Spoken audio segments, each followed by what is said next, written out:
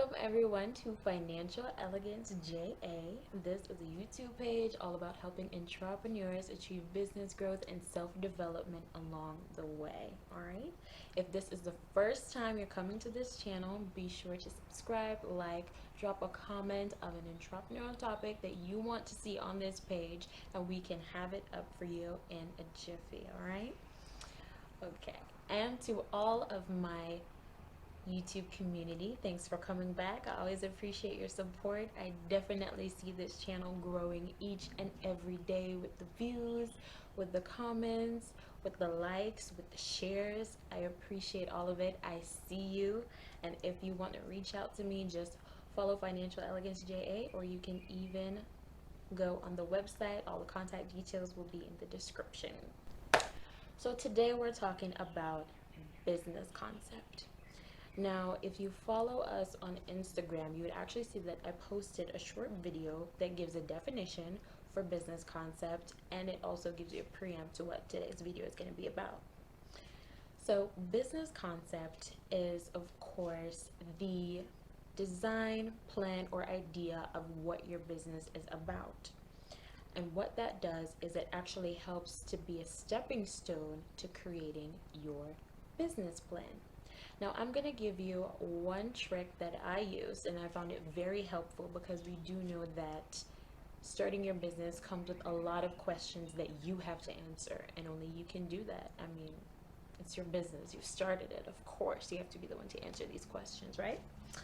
So, I've developed a little concept that I'm going to share with you today and how that helped me to create Financial Elegance JA. Let's go. Okay. So, in order to help you understand what exactly your business is going to do, I've created the why concept. Now, this is simply you just answering 5 very familiar questions to help you to organize your thoughts, help you to really just keep things simple, because to be honest, we know that business can get very complicated, whether it be from a management standpoint, in terms of organizing how your branding and marketing is going to be. But at the heart of it, these 5 questions will help you to lay down the foundation of what your business is going to be about, and also how it is that you're going to take your next steps. All right. Now, these 5 questions are who, what, where, why, and when. Very simple, right?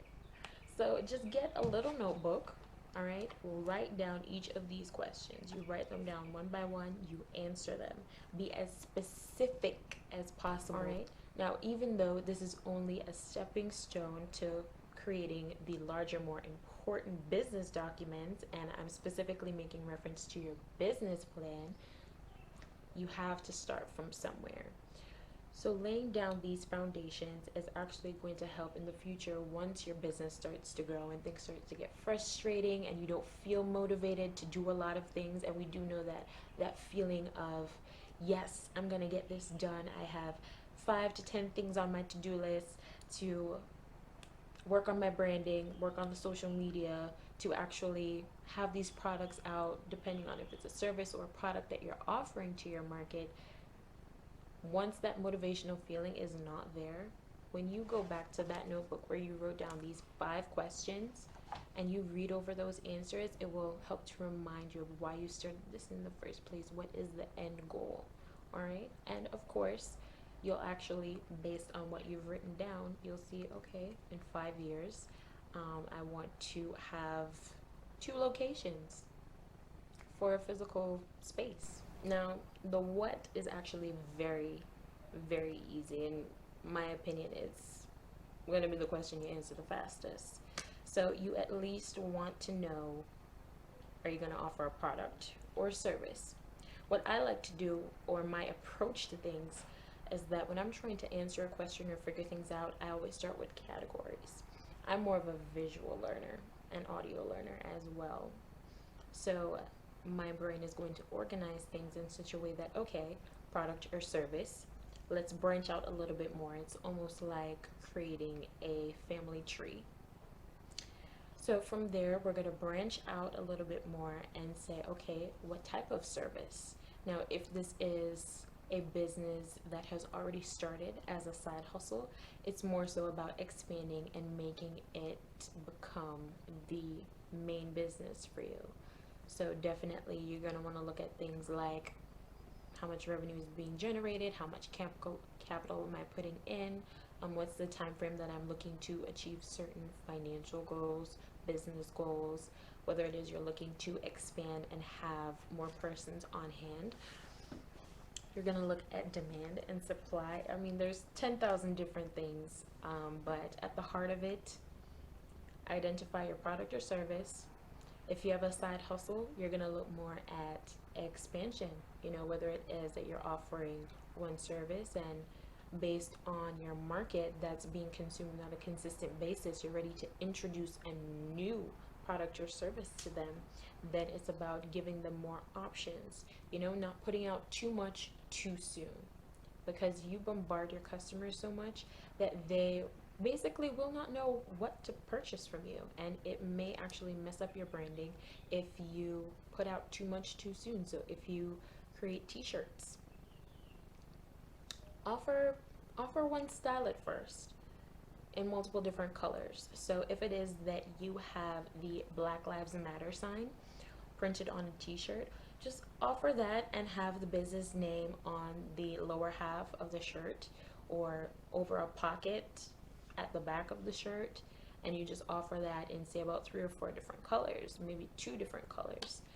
And then after you start to see a consistent engagement, interest, possibly other brands would want to work with you, just looking at the quality of the product or service that you're putting out. Now, even though my brain processes things differently by using categories to help explain my thought process and making note of that, for other people it's definitely going to be different. Some persons are more theoretical. They prefer to read a book in order to gain that understanding, or possibly to speak with someone, hear all of the nitty-gritty details and consuming that all at once. But for persons like myself, who are more visual and audio learners, because this is something that's very important for you to learn. How you interpret information is going to affect how you put it out to your market. So if it is you're trying to target persons like yourself, so if you're starting an online clothing store on Instagram, you're going to post a hell of a lot of pictures about the different clothes that you have on stock, right? So what that means is that you're attracting persons that are more visual in that regard. If you are a lawyer and you're starting a private law firm, then Instagram would not be the best platform for that. However, based on your learning patterns and even the profession that you're in, it's obvious that you're more theoretical. You prefer to read.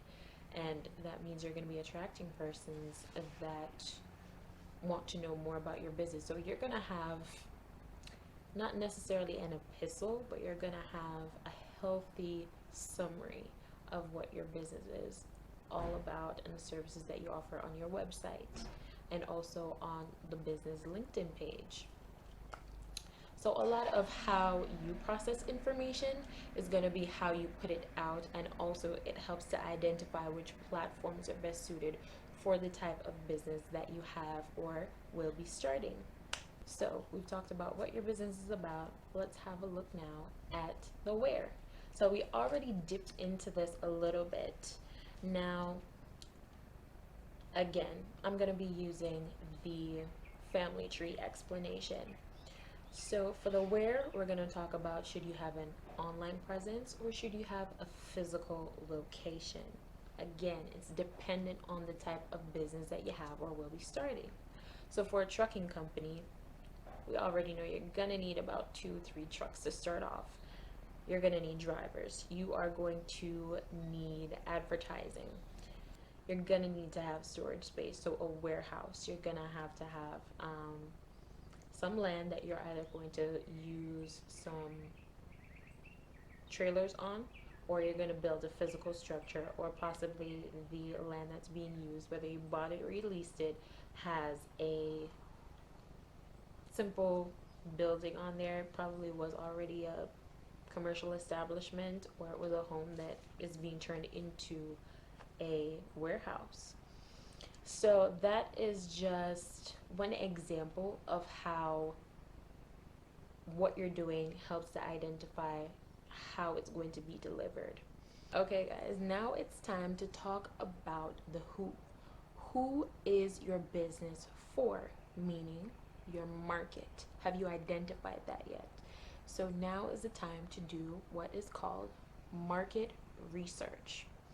Now, this is where you're either going to do surveys, you're going to take polls, you're going to do research, you're going to connect with, if you have mentors to work with, they can actually help you to analyze the market.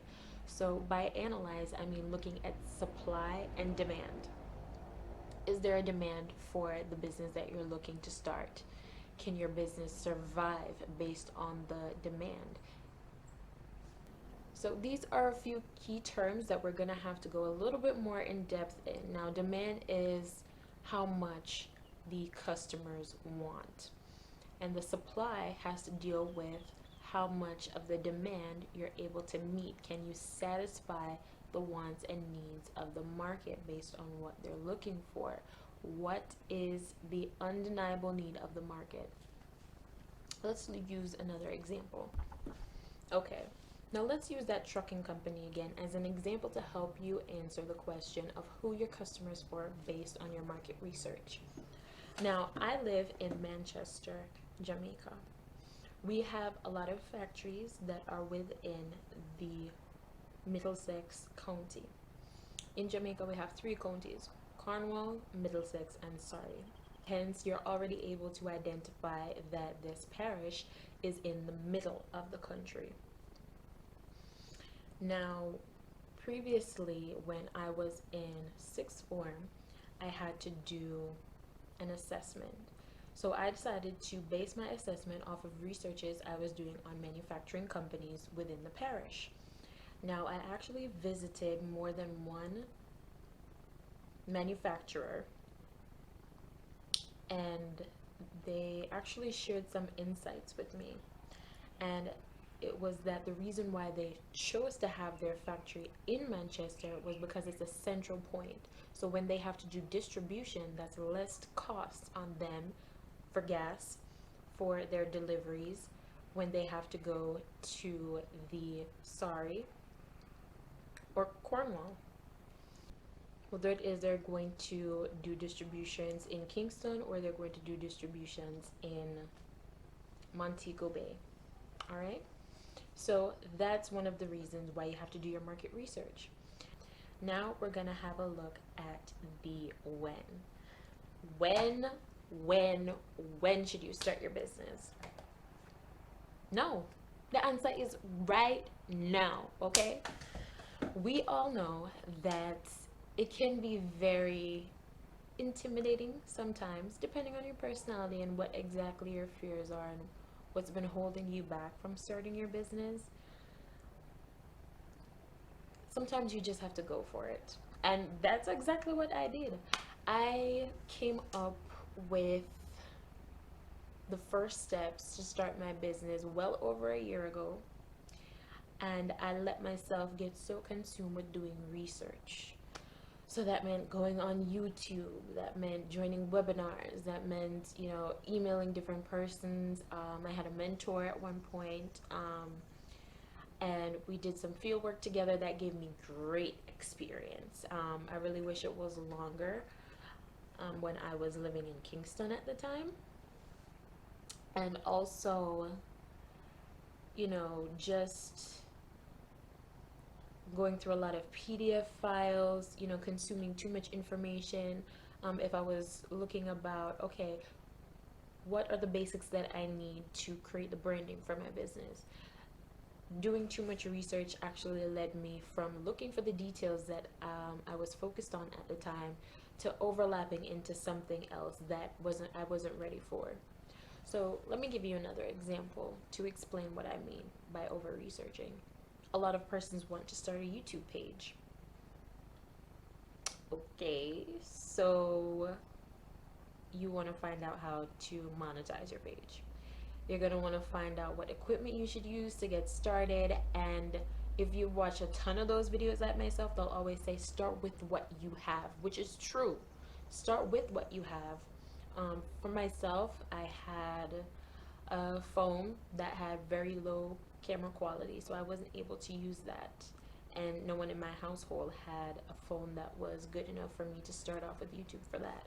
So I went ahead and I purchased a camera. So that's my starting equipment. And it also is my initial investment. So those are things that I have to write down and make a note of, because I need to do financial projections. I need to know how much am I spending in order to kick this business up. So that means, my Canva Pro subscription that I use to make all of my digital graphic engagement content.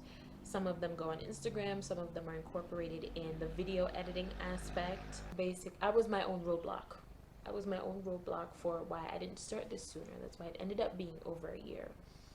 And starting it was one of the best things I did. I had freedom to create content, and I always welcome criticism, constructive criticism. So if you guys say, all right, the sound, you got to work on the sound, or you have to work on the intro, whatever it is, I take that feedback and I work on it to improve on the next video. And to be honest, I've learned a lot in just recording this, my third video. The reason why I say my third is because the second video that I recorded, the lighting was crap. The lighting was awful. And then the background music came out too loud once I uploaded it to YouTube. So what I'm trying to say is the best time for you to start your business is now, and then you gradually work through the kinks as you go along. You're good. A little personal sharing of how it is that over research can actually be a hindrance, and how you can be a hindrance to yourself. I'm not saying don't do research and don't dig. I'm just saying there needs to be a point. How much research is too much research? There has to be action steps that you're taking to kickstart this thing. So now for the final, and in my opinion, the most important question. Why? Why are you starting your business? Why are you creating the website? Why do you feel the need to have this side hustle? Why do you feel the need to use the last money that you have to invest in this company, to do forex trading, to start your YouTube page? Why? All right. So for me, my why is that I want to be creative. I want to share my entrepreneurial journey, and I want to offer something of value, and that's through my experience. So everything that I share, it's after I learn it. It's after I can be able to say, okay, I tested this strategy. It didn't work for me. It might work for you, and this is the reasons why it didn't work for me.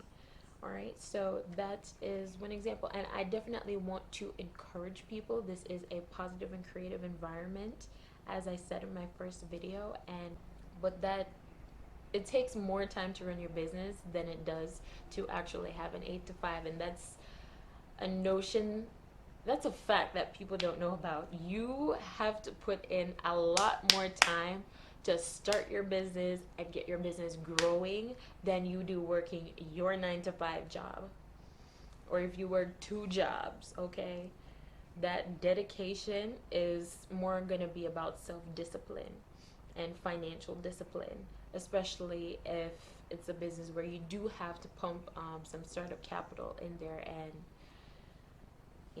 buying merchandise for your store, purchasing that property to be the storage for your distribution business. It doesn't matter what it is. You have to be able to answer that why during the times when it gets difficult. All right.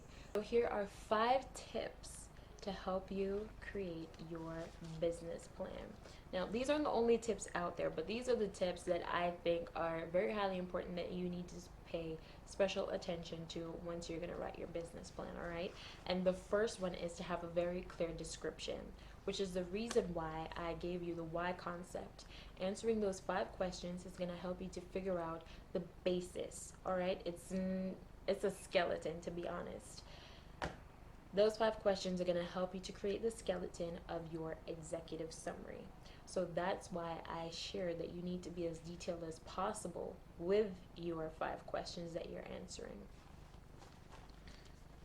You need to have a look at the market. Now, remember, I was telling you about that market research and how that can help you to understand the audience that you're going to serve and understand the demand and supply that's going to come into play, and how that in turn affects the longevity of your business, it being able to last beyond 2, 3, 5 years. You want to see it for 10, 50 years.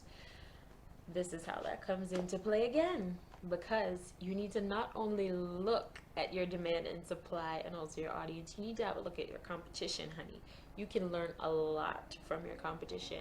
It shouldn't always be threatening that there are other persons in the same industry as you. In my opinion, there is more than enough success to go around, and the difference between what you're offering and what your competition is offering is your value. So that takes us to the third tip, which is your value proposition. You have to be able to market, and this ties into your branding now. You have to be able to market your product or service that your business is putting forth in a way that no one else can. A lot of persons, or companies rather, do that through storytelling, whether it's through the eyes of their consumers that have great experiences with them, whether it's storytelling of their journey, like I do, from how I created the concept to what my roadblocks were to now starting the YouTube channel. And it makes it personal, it makes it relatable, because persons are going to need to connect with what it is that you're sharing and what you're offering in order for it to be of any benefit to them. All right, so having a good value prop, it's all about encouragement, positivity, creativity, and being relatable for financial elegance, JA. And then again, along with starting your business and that value prop, it's also good to identify roadblocks that you've overcome so far. So if it is that you started your business with $100,000, $10, $5, then put that in there. We started from X amount, we're now at this stage. You know, things are only getting better. We're seeing consistent growth over time, and it was through being able to share stories. Okay, so there's a little bit of extra that I want to share with you guys. So starting a business in a crisis can be very bombarding, because you're like, now, should I start a business now? Like with COVID-19 going on? Yes, you should. And the reason for that is because you're able to actually work and develop it now. I mean, people have more time on their hands now since unfortunately being laid off, but it actually pushes you to work on those goals and dreams that you've been putting off. And if being an entrepreneur is one of them, now is the time to zero in on that. Use the time to your advantage and organize your thoughts. Use the who, what, where, why, when to answer those questions of what your business is going to be about, how you're going to promote it, the platform that it's going to survive best on, and you know, there's inspiration every day around us if we're paying attention to it. We can do all the research in the world about how to start a business and how our business can survive using tips and tricks of persons who are doing it very successfully. But look at the inspiration of small businesses that are doing pretty well, whether they started a week ago or 10 months ago. So I am going to share some articles with you in the description box, and I'm going to be putting a short screenshot of 3 persons who use crisis to develop creativity. Check it out.